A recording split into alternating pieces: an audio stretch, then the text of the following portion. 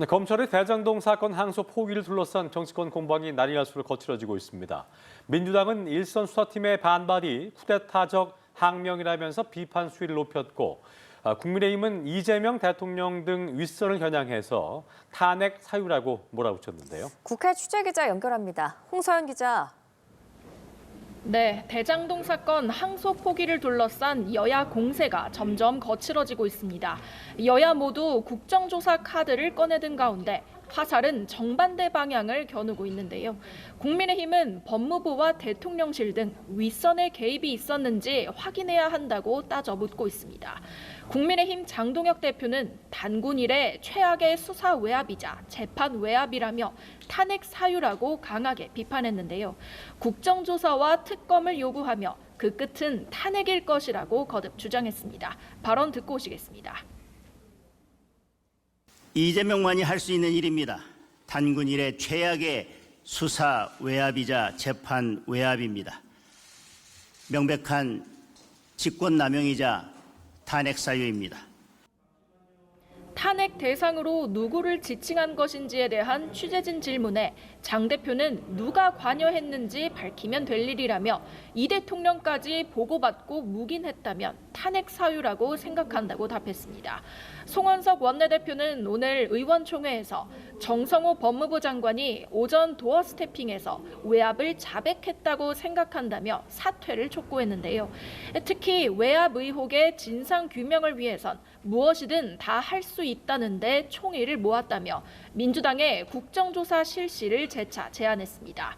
반면 민주당은 윗선 개입 의혹을 일축하며 항소 포기에 반발한 일선 수사팀을 겨냥해 쿠데타적 항명이라고 목소리를 높였습니다.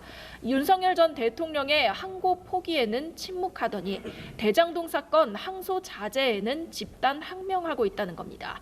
민주당은 대장동과 대북 송금 사건의 수사 과정에서 친윤 검사들이 어떻게 개입했는지 철저히 따져야 한다고 주장하고 있는데요. 김병기 원내대표는 이를 위해 국정조사나 청문회, 상설특검을 추진하겠다는 의지를 재차 밝혔습니다. 정청래 대표도 지도부에 사용 가능한 모든 수단을 적극적으로 추진하라고 지시하며 힘을 실었습니다. 발언 듣고 오시겠습니다.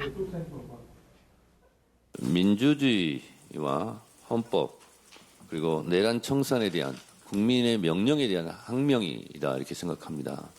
절대 묵과할 수 없다. 항소 포기와 관련해 여야는 법사위 긴급 현안 질의 개최를 놓고도 팽팽한 신경전을 벌였습니다. 국민의힘 법사위원들은 내일 전체 회의를 열고 여야가 각자 요구하는 증인을 4명씩 출석시켜 진실을 밝히자고 촉구했는데요.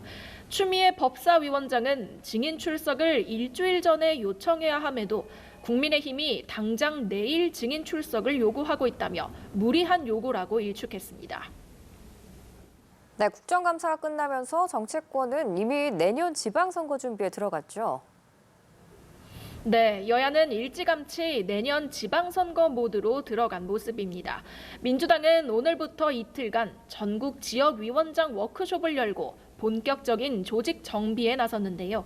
정청래 대표도 직접 참석해 당정대가 차돌같이 단단하게 뭉쳐 찰떡 같은 공조로 지방선거를 승리하겠다고 다짐했습니다. 이번 워크숍에선 내년 상반기 당 운영 방안과 더불어 지방선거 규정과 전략에 대한 토론도 이뤄질 걸로 보입니다. 민주당은 오세훈 서울시장의 시정 실패를 검증하기 위한 당내 TF를 띄우는 등 서울시장 선거를 앞두고 본격적인 견제에도 나섰습니다. 국민의힘은 닷새 만에 다시 충청을 찾아 중원 민심 다지기에 나섰습니다. 국민의힘 지도부는 오늘 충북 도당에서 현장 최고위를 열고 지역 현안을 살피겠다고 약속했는데요. 이후 청주국제공항과 SK하이닉스 청주공장을 잇따라 방문해 정기국회안에 반도체 특별법을 반드시 통과시키겠다고 강조했습니다. 지금까지 국회에서 전해드렸습니다.